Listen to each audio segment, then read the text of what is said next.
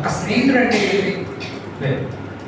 ఒక మనము చాలామంది స్కూల్కి వెళ్ళారు కదా, అరే ఇది నా బెస్ట్ ఫ్రెండ్ రా అంటారు. బెస్ట్ ఫ్రెండ్కి ఫ్రెండ్కి తేడా ఏంటి? బెస్ట్ ఫ్రెండ్కి తేడా అంటే, ఫ్రెండ్ అంటే ఆయన ఓకే, బెస్ట్ ఫ్రెండ్ అంటే ప్రతిరోజు ఇక ఇద్దరు మాట్లాడుకుంటానే ఉంటారు. సో అంటే స్నేహితుల్లో ముఖ్య స్నేహితుడు, లేకపోతే ఇక ప్రాణం ఇచ్చేటువంటి స్నేహితులు ఉంటారు, మామూలు స్నేహితులు ఉంటారు. కానీ నేను ఇక్కడ మిమ్మల్ని అడిగే ప్రశ్న ఏంటంటే, దేవుడు మనకి స్నేహితుడు అని దేవుడే చెప్తున్నారు. మీరందరూ నా స్నేహితులయ్యా, మీతో స్నేహంగా ఉండటం నాకు ఇష్టం అని దేవుడు అంటున్నాడు. మరి మన పరిస్థితి ఏంటి? మన పరిస్థితి ఏంటంటే, ఇక్కడ దేవుడు మనతో స్నేహాన్ని కోరుకుంటున్నాడు. కానీ ఇంతకీ ఆయన స్నేహాన్ని కోరుకోవడం అంటే నేను దేవుణ్ణి ప్రేమిస్తున్నాను, దేవుడు నాకు స్నేహితుడు అని మనం ఎలా చెప్పగలం? ఇప్పుడు ఒక స్నేహితుడికి బెస్ట్ ఫ్రెండ్కి, అదే ప్రాణ స్నేహితుడికి తేడా ఏంటి? ప్రాణ స్నేహితుడు మనం సమయాన్ని గడపట్లేదు అనుకో, ప్రాణ స్నేహితుడు అంటారా? అన్నారు కదా. మీరు మీ ప్రాణ స్నేహితుడికి అర్ధరాత్రి 12ంటికి ఫోన్ చేసినా ఆయన సమాధానం ఇస్తాడు. ఆయనే కదా ప్రాణ స్నేహితుడు అనేది. మీరు ఆపదలో ఉంటే అర్ధరాత్రి 12ంటికి మనం చేసినా సరే, అరే నేను వస్తాను, నాకు అక్కడే ఉండే, ఇక ఇబ్బందా ఉండు. 1-2 రోజులు మీ నుంచి ఏమన్నా ఫోన్ రాకపోతే ఆయనే ఫోన్ చేస్తాడు. అరే ఏంట్రా అన్నీ బాగానే ఉన్నాయా? అయ్యమ్మా అన్నీ బాగానే ఉన్నాయా అంటే ఏంటి? అక్కడ ఇద్దరు ఎక్కువ సమయాన్ని గడపతారు. మరి మిమ్మల్ని మీరు ప్రశ్నించుకోవాలి. దేవుణ్ణి నేను ప్రేమిస్తున్నాను అంటే ఆయన ఆజ్ఞలను గైకొనటమే. అలాగే దేవుడు నా యొక్క స్నేహాన్ని కోరుకుంటున్నాడు. ఆయన మీరంటే నాకు ఇష్టమయ్యా, మీరు నాతో మాట్లాడండి అని అంటున్నాడు. అంటే ఏంటి? ఏకాంతంగా ప్రార్థన చేస్తున్నారు. ఈరోజు నేను చెప్పబోయేది అదే. దేవుడు స్నేహాన్ని కోరుకుంటున్నాడు. ఆ స్నేహాన్ని మనం ఎలా ఇవ్వగలము అంటే ఆయనతో ఏకాంతంగా గడపటమే, ఆయనతో స్నేహం చేయడమే. మనము ఏకాంతంగా గడిపితే ఆయనతో మనము స్నేహంగా ఉండటమే, అంతే.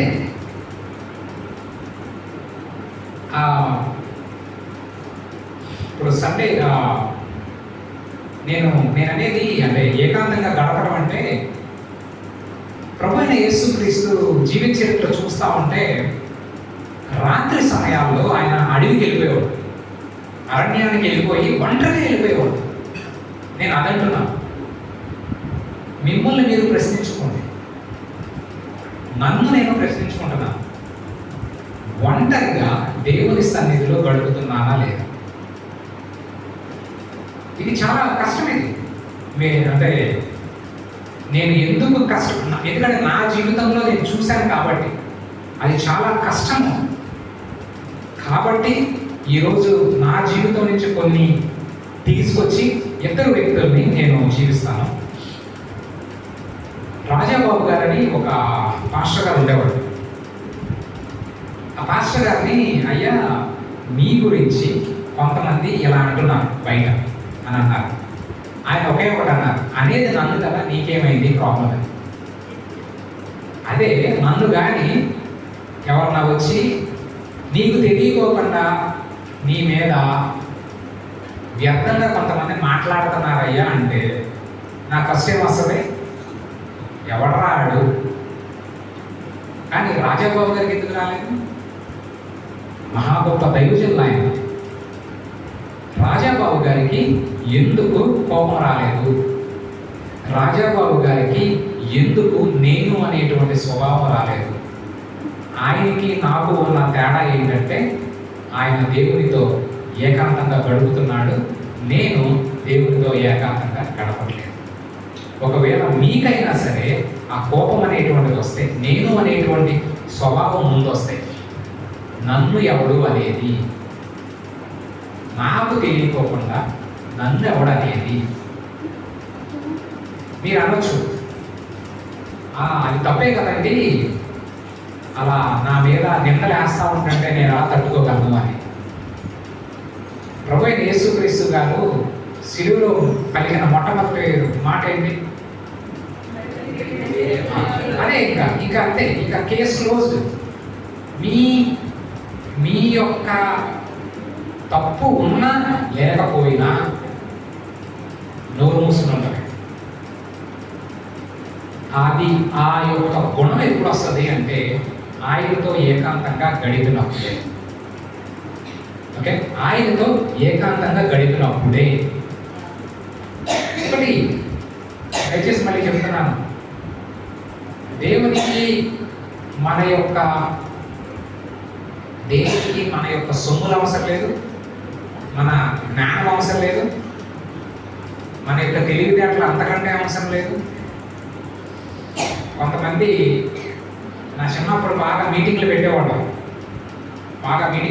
కదా, మేము వేరే చర్చికి వెళ్ళినప్పుడు బాగా మీటింగ్లు పెట్టేవాళ్ళం. కొంతమందికి ఉండేది, నేను లేకపోతే ఆ సభ జరగదు, ఆ మీటింగ్ జరగదు అనేటువంటి ఉద్దేశంలో ఉండేవాడు. ఏమైనా సరే, ఎవరైనా సరే, అదొక గర్వం అన్నమాట. అది దేవుడికి అటువంటి వాళ్ళు అవసరం లేదు.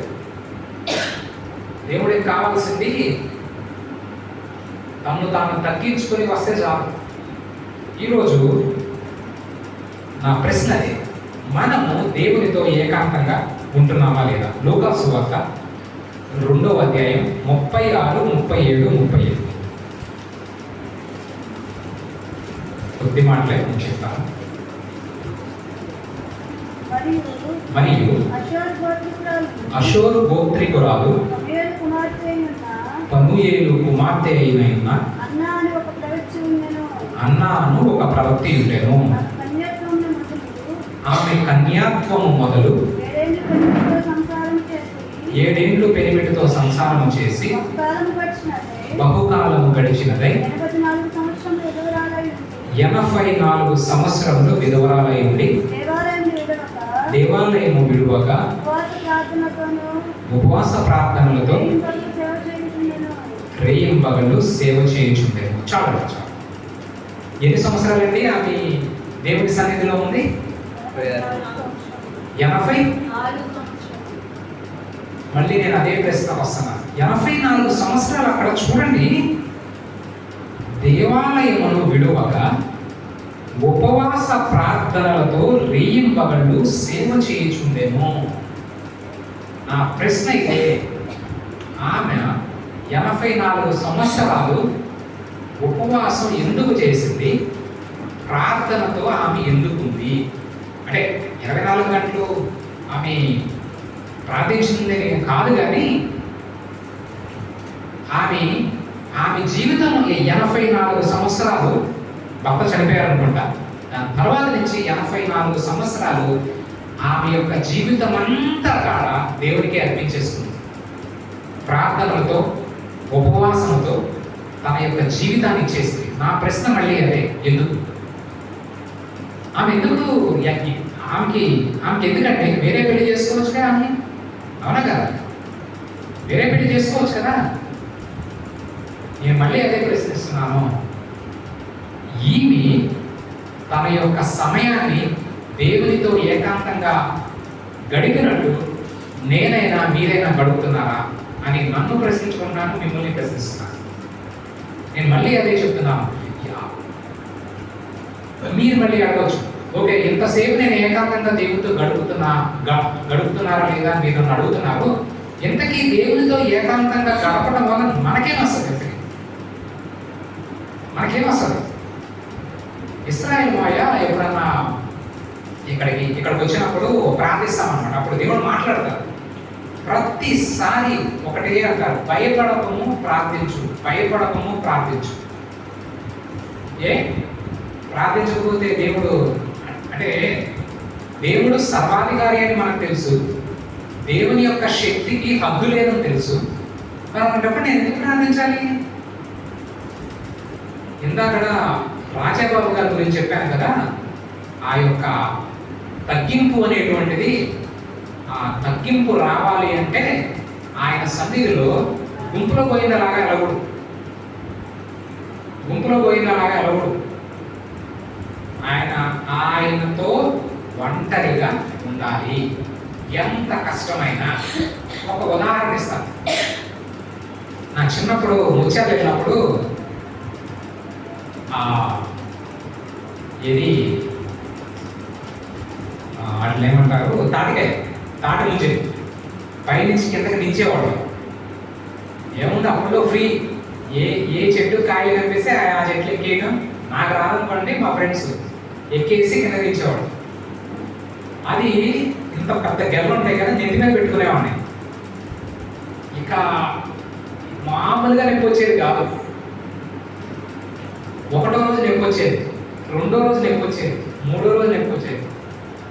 కానీ అలా మోస్తూ ఉంటే ఏమవుతుందండి, ఇది బండమారిపోయి నొప్పి అనేటువంటిది తెలియదు అన్నమాట. దేవునితో ఏకాంతంగా సమయం అనేటువంటిది మొట్టమొదట చాలా కష్టం. నేను చెప్తాను, నేను నా గురించి కూడా చెప్తాను. ఈమె 84 సంవత్సరాలు దేవుని సన్నిధిలో ఏకాంతంగా ఉపవాసాలతో ఆమె ఎందుకు ఉంది, దేవుని సన్నిధిలో ఏకాంతంగా ఎందుకు ఉంది ఒక్కటే, తన్ను తాను తగ్గించుకోవాలి అంటే ఆయన సన్నిధిలో ఒంటరిగా ఆయనతో ఉండాలి. దేవుని సన్నిధిలో ఒంటరిగా ఉంటే మనలో ఉన్న చెత్త మొత్తం దేవుడు క్లీన్ చేస్తా ఉంటాడు. మీకు అర్థమైందా? మనలో ఉన్న చెత్త మొత్తం దేవుడు క్లీన్ చేస్తా ఉంటాడు. మీరు ఒక ఇడ్లీ వేశారు, తినేశారు, దాని గిరాడు కొట్టారు, అది ఏది క్లీన్ అవుతుందా? అది ఎలా క్లీన్ అవుతుంది? మనం తీసుకుని ఇవ్వాలి. మళ్ళీ దానికన్నా మళ్ళీ ఇడ్లీ, ఇంకో రోజు ఇడ్లీయో అట్లో ఏదో తింటాం. మరి అది ఎలా క్లీన్ అవుతుంది? క్లీన్ చేస్తూనే ఉండాలి. అంటే అది మన చేతిలో ఉంటానే ఉండాలి, అది మన దగ్గరే ఉండాలి. దాన్ని ఎక్కడో విసిరేసి అమ్మ నువ్వు క్లీన్ అయిపోమ్మా అంటే కష్టం కదా. అలాగే మనం ఆ పాత్ర లాంటి వాడు. మనలో పాపం పోతూ ఉండాలి అంటే, మనలో ఈ కల్మషాలు, మనలో ఈ కోపాలు, మనలో ఈ రాజబాబు గారు అద్భుతమైన ప్రసంగికులు పక్కన పెడితే అద్భుతమైన సేవకుడు ఈయన. భక్త సింగారు కానీ, భక్త సింగారు గురించి ఒకటి చెప్తాను. దేవునితో ఏకాంతంగా గడిపితే ఆయన ఎప్పుడన్నా ట్రైన్లోకి వెళ్ళేటప్పుడంట, బాత్రూమ్కి వెళ్ళారంటే బాత్రూము నీట్గా లేకపోతే ఆయనే కడిగేసేవాడంట మొత్తం. 70,000 సంఘాలు కట్టారు ఆయన. 70,000 సంఘాలండి. 70,000 సంఘాలంటే మామూలు విషయమా? అలా కడిగేసేవాడంట ఆయన. మళ్ళీ ఆయన దగ్గరికి ఒకసారి ఒక నోరు తిరగట్లేదంట. ఆయన చిన్నపిల్లడు ఆయన దగ్గరికి తీసుకొచ్చి అయ్యా ఈయనకి నోరు తిరగట్లేదు, మీరు ప్రార్థన చేయండి స్వస్థపరుస్తారు అంటే ప్రైజ్ ద లార్డ్ అనమన్నారంట ఆయన. ఆ చిన్నపిల్లడిని చిన్నగా అన్నాడంట, అయిపోయింది తగ్గిపోయిందమ్మా అని వెళ్ళిపోయాడంట. అదే ఇప్పుడున్న పరిస్థితుల్లో అయితే అది స్వస్థకార్యమే కదా. నోరు తిరగినటువంటి వ్యక్తికి నోరు వచ్చింది అంటే ఇప్పుడున్న సోషల్ మీడియాలో కానీ ఏకాదూడు మా సంఘానికి వస్తే నీకు స్వస్థతలు వస్తాయి, నీకు ఇది వస్తాయి. ఎవరండి చెప్పింది అసలు? దేవుడేమన్నా ఏటీఎం కాడా? దేవుడేమన్నా ఏటీఎం మిషనా? నాకు 10 లక్షలు వచ్చేయాలి, నువ్వు ఎత్తావా సత్తావా? దేవుడు అలా. మనం ఒక్కొక్కసారి కొన్ని అంటే మీరంట నేను చాలాసార్లు దేవుణ్ణి ఒక ఏటీఎం కార్డు లాగా వాడుతున్నాను. నాకు ఇది ఒక ఎగ్జామ్ వస్తుంది, నాకు సహాయం చేయండి అయ్యా అని అంటమే. ఆ ఎగ్జామ్ అయిపోయిన తర్వాత ఆయన మొహంగాడే చూసాను కాదు, తర్వాత మళ్ళీ ఇంకో ఎగ్జామ్ అవుతుంది, అయ్యి బాబోయ్ అయ్యా ఏసయ్యా ఇదిగో వస్తుంది దయచేసి ఇది చాలా కష్టం. తర్వాత చూసాము కాదు.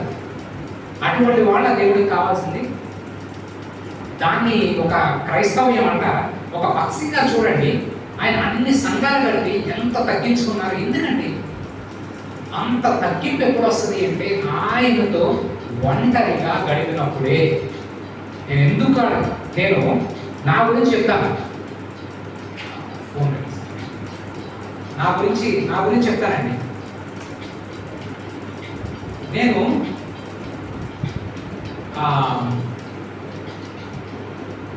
చిన్నప్పుడు ఏంటంటే ఇంజనీరింగ్ ఆ టైంలో కాడ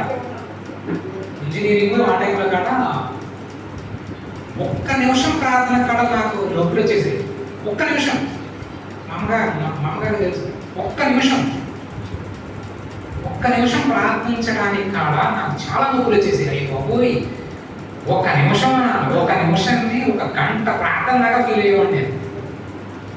అంటే మీలో ఎవరైనా ఉన్నారు లేదో నాకు తెలియదు, కానీ నేనైతే అదే ఫీల్ అయ్యేవాడిని.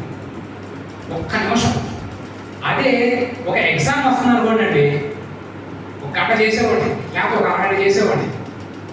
అంటే అక్కడ నా అవసరం అది. దేవుడు తను మంచివాడు కాబట్టి, తను కరుణ సంపన్నుడు కాబట్టి ఇప్పుడన్నా మారతాడులే అని దేవుడు నన్ను రక్షిస్తూ వచ్చాడు. ఎందుకంటే కృపామయుడు కదా, మనం అడిగిందల్లా అరే పోనీలేరా అని దేవుడు అంత మంచి హృదయం ఉన్నవాడు కదా. అది నాకు తెలుసు. నేను ప్రార్థిస్తే దేవుడు జవాబిస్తాడని నాకు తెలుసు. ఈ జవాబు ఇచ్చిన తర్వాత నేను ఇంకా ఆయన మొహాన్ని చూడమని ఆయనకు తెలుసు, నాకు తెలుసు. అయినా సరే నేను అలా చేస్తానే ఉండేవాడిని.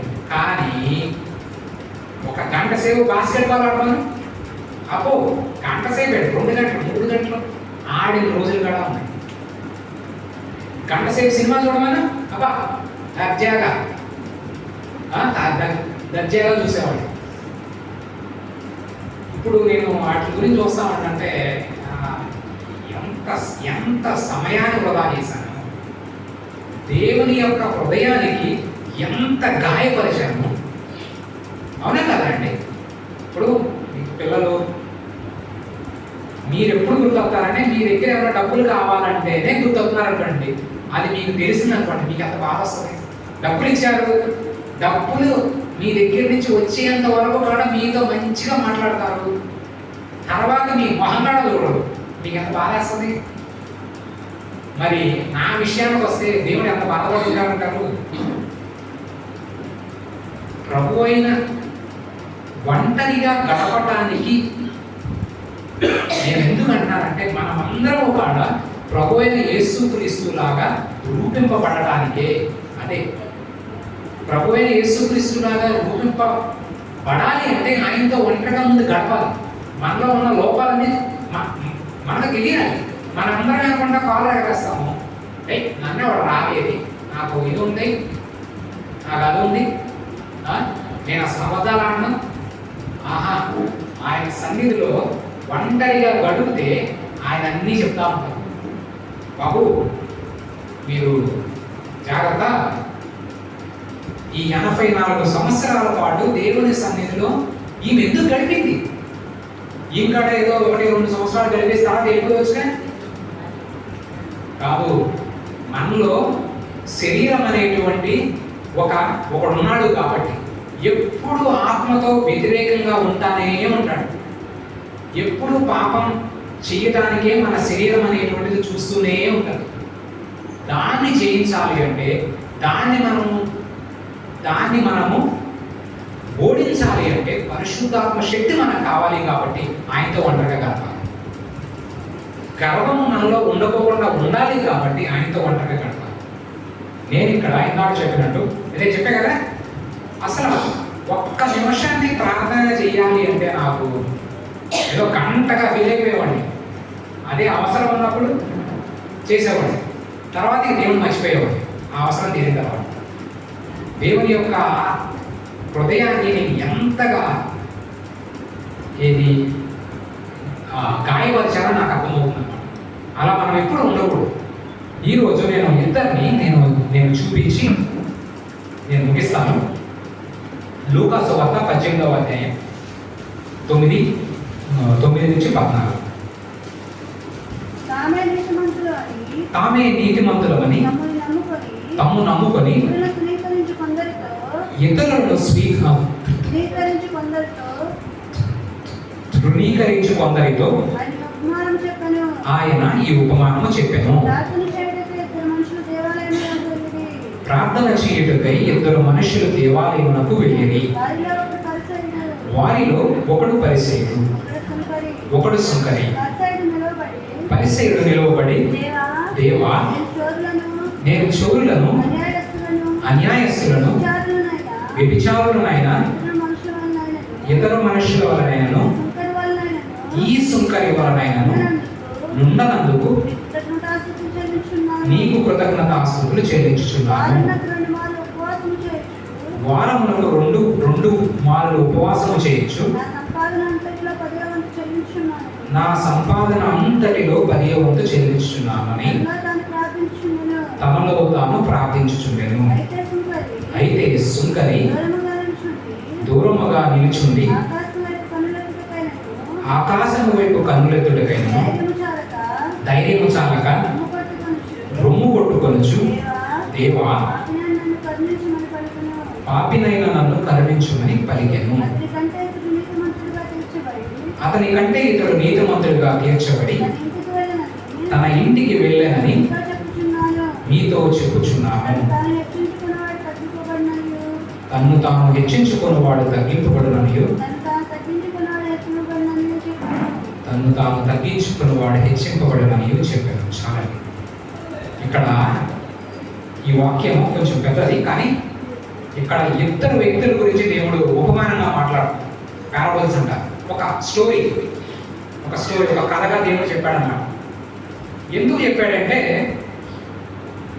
కొంతమంది ఒక గ్రూప్ ఉన్నారంట, పరిసయ్యులు, శాస్త్రులు, పరిసయ్యులు.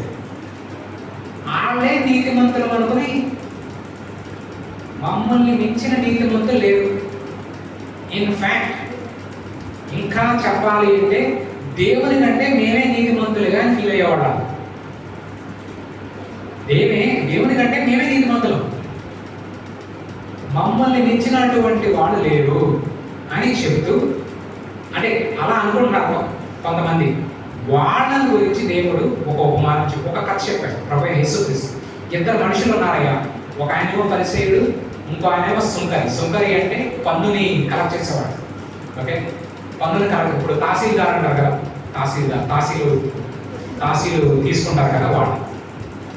సో ఈ పరిసయ్యుడు ఏమని ప్రార్థిస్తున్నాడంటే, అయ్యా, ఇప్పుడు తన గురించి తాను గొప్ప చెప్పుకోమను.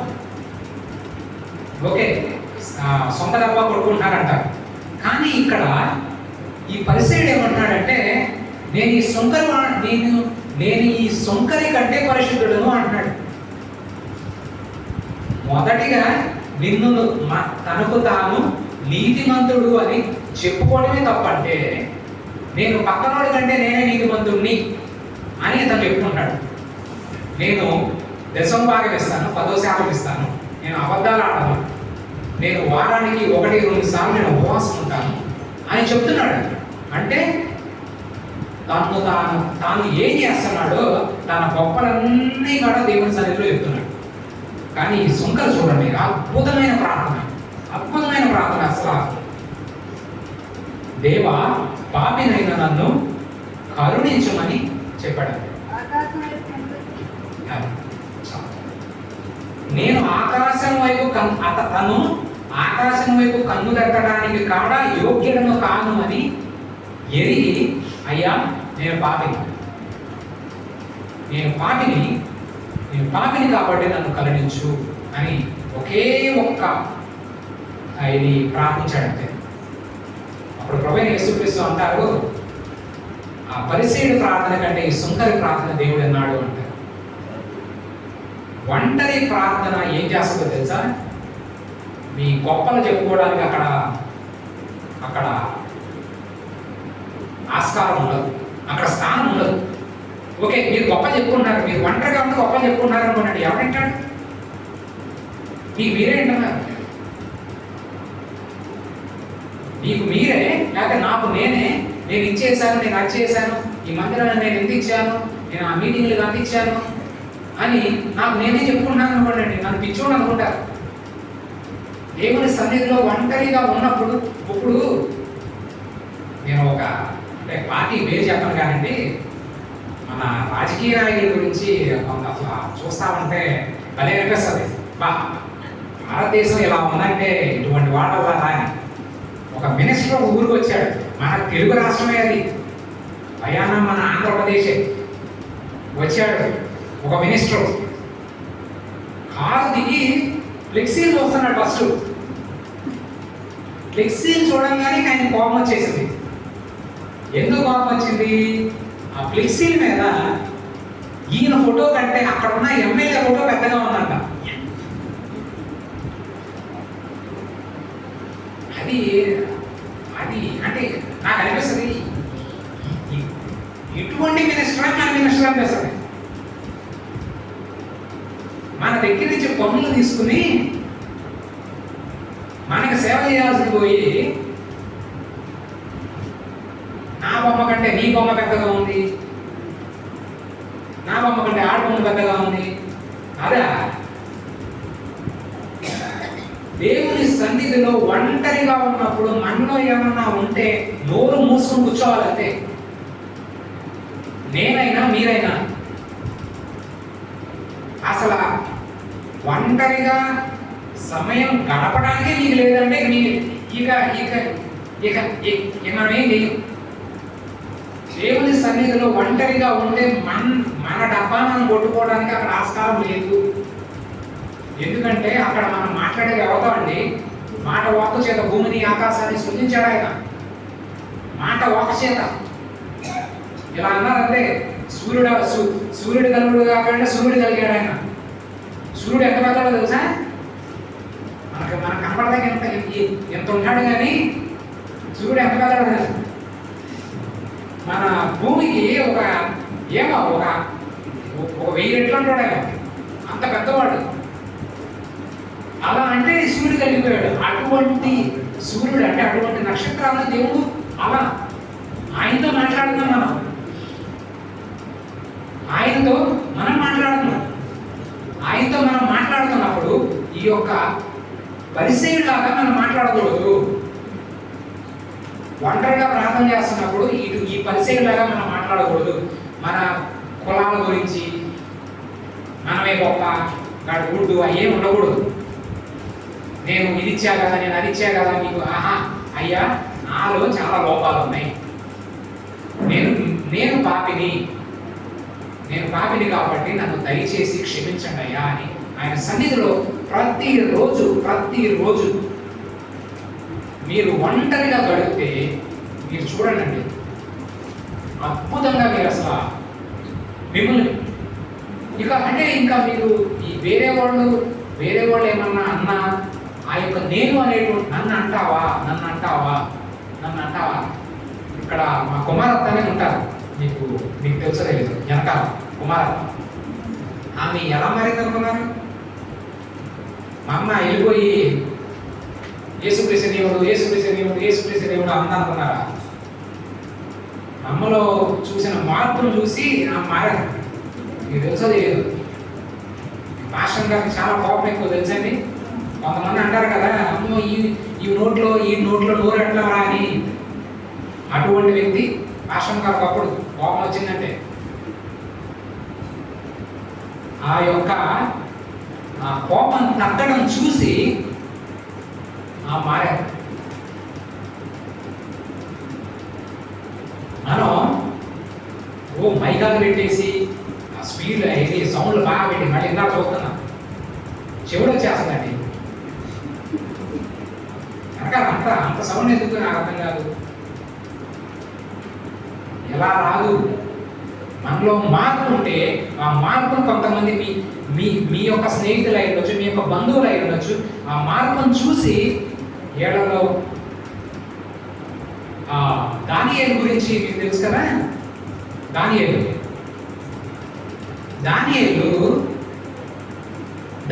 అసలు ఎందుకు ఎంచుకున్నారనుకుంటారు? దానియేలు అంటాడు, అయ్యా ఏది ఇశ్రాయేలు దేశం నుంచి బానిసలుగా ఇక్కడ వస్తారు. ఆ యొక్క నెబుకద్నెజరు రాజు తీసుకొస్తాడు. తీసుకొచ్చినప్పుడు నెబుకద్నెజరు చెప్తాడు అన్నమాట, ఇదిగో ఈ బానిసల్లో మంచి మంచి జ్ఞానం ఉన్న తెలివితేటలు ఉన్న వాళ్ళందరినీ తీసుకురండి రా. తీసుకొచ్చి వాళ్ళందరికీ మంచిగా మీరు మన విద్య నేర్పండి. ఆ విద్య నేర్పి వాళ్ళ ద్వారా మనం పనులు చేసుకోవాలి. వాళ్ళకి మంచి ఫుడ్ పెట్టండి, మాంసాలన్నీ ఇచ్చేయండి అంటే దానియేలు తర్వాత షడ్రకు మేషకు అభిజ్ఞానం వాళ్ళు అంటారు, అయ్యా మాకు మాంసం వద్దు, శాకాహారమే కావాలి, జస్ట్ వెజిటేబుల్స్, దోసకాయలు అవి కావాలి, మాకు మాంసాలు వద్దు. ఒక్క వారం రోజులు చూడండి మమ్మల్ని, అంతే చాలు. వారం రోజులు చూడండి. వారం రోజుల తర్వాత చూసినప్పుడు మిగతా వాళ్ళ మాంసం తినేవాళ్ళ కంటే ఏళ్ళు ఇంకా అద్భుతంగా ఉన్నారు. దానియేలు వీళ్ళందరికీ పెద్దవాడు, అంటే వీళ్ళందరికీ అధిపతి. ఎందుకయ్యారు అనుకున్నారు? తన జ్ఞానాన్ని బట్టి కాదు. దేవుడు దానియేలు ప్రతిరోజు ఒంటరిగా దేవుని సన్నిధిలో చేస్తున్నాడు కాబట్టి దేవుడు యొక్క జ్ఞానం అతనికి ఇచ్చాడు. ఆ జ్ఞానాన్ని చూసి ఆశ్చర్యపోయారు. కాబట్టి మనందరం కాడ నేనైనా సరే, నేను మరి ఇందాక చెప్పా కదా,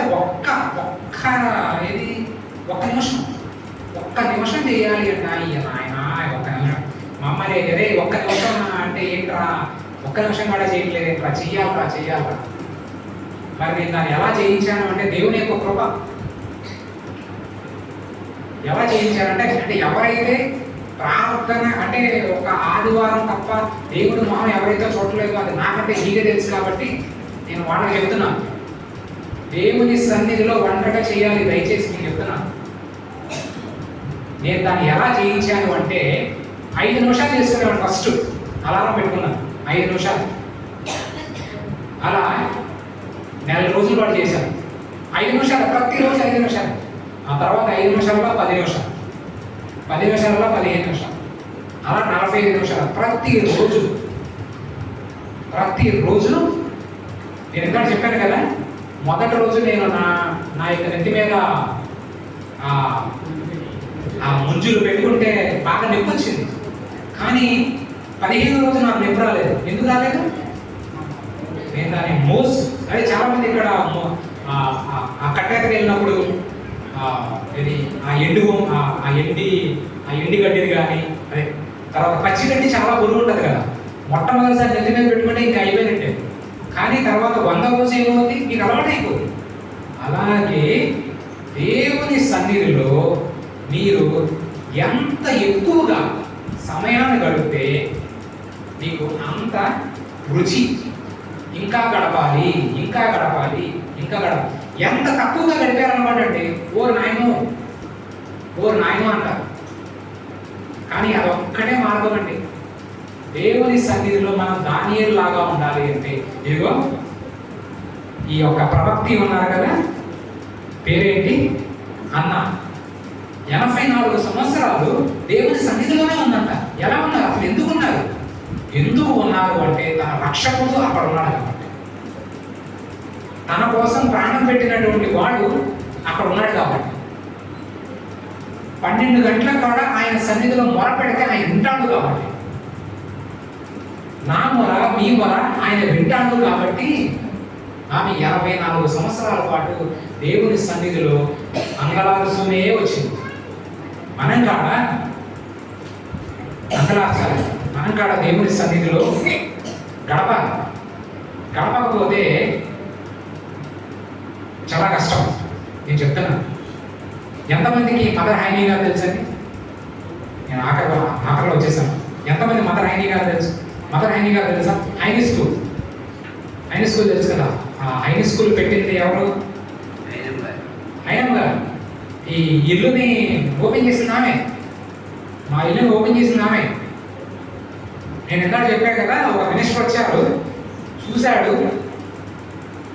అక్కడ కెమెరాలు రోల్ అవుతానే ఉన్నాయి, అంటే కెమెరాలు అన్నీ ఉన్నాయి, అందరి ముందు చేస్తున్నాడు. నా బొమ్మ కంటే పక్కన బొమ్మ ఎక్కువ ఉందని. ఇంకేం చేస్తాం అలా ఉంటే. కానీ ఒక దేశాన్ని వదిలి, తన యొక్క సొంత దేశాన్ని వదిలి, మన దేశంలో అనాథుల కోసం ఈ పడినటువంటి యొక్క స్త్రీ, మన అవేర్ హాస్పిటల్ ఉంది కదా, అవేర్ హాస్పిటల్ కానీ లేదా జెడ్పీఎస్ స్కూల్ కానీ ఎవరు ఓపెన్ చేశారు? రాజకీయ నాయకుడు కాదు తెలిసింది. రాజకీయ నాయకుడు మేబీ అక్కడ ఆ టైంలో ఉన్నవాడు కొంచెం బుర్ర వాడారనమాట. రే, ఈ రాజకీయ నాయకుడిని పిలిస్తే ఆ ఫ్లెక్సీ తక్కువ ఉందని, ఈ ఫ్లెక్సీ ఎక్కువ ఉందని మనను బాగుతాడు. ఈ నేను అనేటువంటి స్వభావం లేనటువంటి వాళ్ళని పిలుద్దామరా. మన దేశం ఆమె ఎందుకు ఆమెను పిలిచారు? జెడ్పీఎస్ స్కూల్ ఓపెనింగ్కి ఆమె, మా ఇల్లు ఓపెనింగ్కి ఆమె. జెడ్పీఎస్ స్కూల్ తర్వాత మా ఇంటికి వచ్చారన్నమాట, 2 సార్లు వచ్చారు మన చిన్నాపురం. ఆ 2వ సారి దేవుని యొక్క కృప కూడా నాకు వచ్చారు. ఎందుకు? ఓకే, మేము పిలిచాము అంటే ఆమె గురించి తెలుసు కాబట్టి మేము పిలిచాము. మరి జెడ్పీఎస్ స్కూల్ని ఓపెన్ చేస్తానికి ఆమె ఎందుకు పిలిచారు? మన మినిస్టర్ ఉన్నారు కదా, పెద్ద ఉన్నారు కదా, వాళ్ళెవ్వరిని పిలవకుండా ఒక స్త్రీని వాళ్ళు పిలిచారు. ఎందుకు పిలిచారంటే ఆమె చేసినటువంటి సేవలో ఒక అంశాన్ని నేను చెప్పి ముగిస్తాను. దేవుని సన్నిధిలో ఒంటరిగా ఉంటే మనం అలా చేయగలం. ఆమె మన అనాథుల కోసం వాళ్ళ దేశం నుంచి, ఫిన్లాండ్ నుంచి వచ్చాయి స్పాన్సర్స్ కానీ ఏమన్నా డబ్బులు వచ్చాయి. తర్వాత మనకి పాకిస్తాన్కి యుద్ధాలు జరిగింది, మనకి చైనాకి యుద్ధం జరిగింది, మనకి పాకిస్తాన్కి 2-3 యుద్ధాలు జరిగింది. ఆ టైంలో అక్కడి నుంచి స్పాన్సర్లు రావడం ఆగిపోయింది. మరి డబ్బులు లేకపోతే ఈ అనాథులకి ఇయ్యాలా? అనాథులకి ఆకలికి, కడుపుకు తెలియదు కదా మన దగ్గర డబ్బులు లేవని, ఆకలికి తెలియదు కదా డబ్బులు లేవని. మరి ఎలా? ఆమె ఏం చేసిందో తెలుసా? ఒక 4-5 ఇళ్ళకి పాంచడానికి వెళ్ళిందా? మీకు తెలుసో తెలియదు?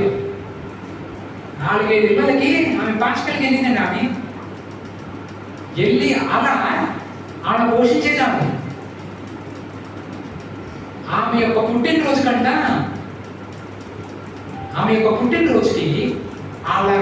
ఆ అనాథలందరూ కూడా, అరే ఈ పుట్టినరోజు కాబట్టి మనం మాంసం తీసుకొద్దామరా అని ఆమె దగ్గరికి వెళ్ళి, ఈరోజు మాంసం తిందామండి, ఎందుకంటే మీకు పుట్టినరోజు కదా అంటే, మాంసం అయితే 1-2 వస్తుంది, అలా కాదు, ఆ డబ్బులతో ఒక 4-5 డజన్ల అటుకులు తీసుకొద్దాం, అందరికి వస్తుంది. అటువంటి హృదయం ఎవరికి వస్తుందో తెలుసా? ఆయన సన్నిధిలో ఎక్కువగా గడిపితేనే వస్తుంది. అందుకు నేను గడపను. తను తాను తగ్గించుకోవడానికి ఆయన సన్నిధి కంటే వేరే యొక్క ప్రదేశం లేదండి. అద్భుతమైన ప్రదేశం లేదు అసలు ఎవరని. అందుకే నేను అంటే ఎవరో ఎన్ని తెలిసే చెప్పుంటారు, అరే ఈ మినిస్టర్ ఏమన్నా కాదరా, హైనమ్మ గారిని కలవరా, మీరు మదర్ తెరిసా గారు ఇక్కడ ఏమన్నా ఉంటే ఆమె కూడా పిలిచేవాళ్ళు. అటువంటి వాళ్ళని పిలిచాను.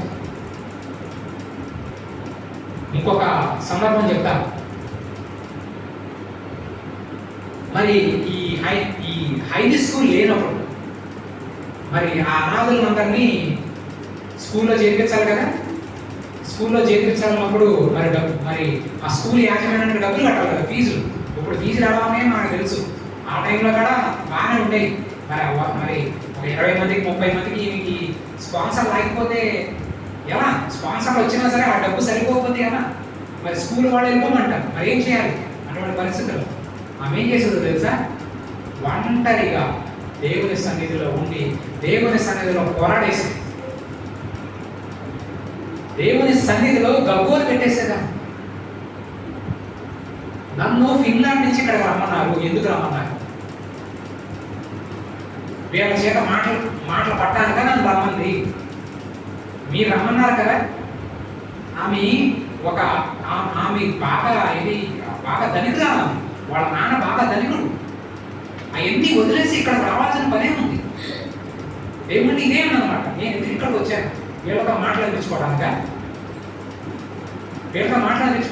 వాళ్ళ స్కూల్ ఫీజులు కట్టలేనని వాళ్ళు పంపించేస్తున్నారు. మీరేమో నాకు డబ్బులు సాయం చేయకపోతే నేనేం చేయను అని దేవుని సన్నిధిలో గగ్గోలు పెట్టేసేదాక దేవుడు అద్భుతంగా దేవుడు ద్వారాలు తెరిసేవాడు. కొన్ని కార్యాలు చూడాలి అంటే ఒంటరిగానే ఒంటరిగా దేవుని సన్నిధిలో మన బ్రతుకు మారాలి అంటే, మనలో ఉన్న కల్మషాలన్నీ పోవాలి అంటే దేవుని సన్నిధిలో ఒంటరిగా ఉండాలి. అద్భుతమైనటువంటి ప్రవక్తలు మన దీంట్లో ఉన్నారు కదా. దానియేలు, అలాగే ఈ యొక్క ప్రవక్తి అన్న దేవుని సన్నిధిలో ఎంత ఎక్కువసేపు ఒంటరిగా గడిపితే యేసుక్రీస్తు లాగా అంత బాగా మనం తయారవుతాం. మనని దేవుడు పిలిచింది అంటే దేవుని నమ్ముకుంది మనం ఏదో అంటే మన ఆరోగ్యం బాగుండాలి, మన ఆస్తుల్ని సమకూర్చుకోవడానికి కాదు. మనం అందరము కూడా యేసుక్రీస్తు లాగా మారాలి.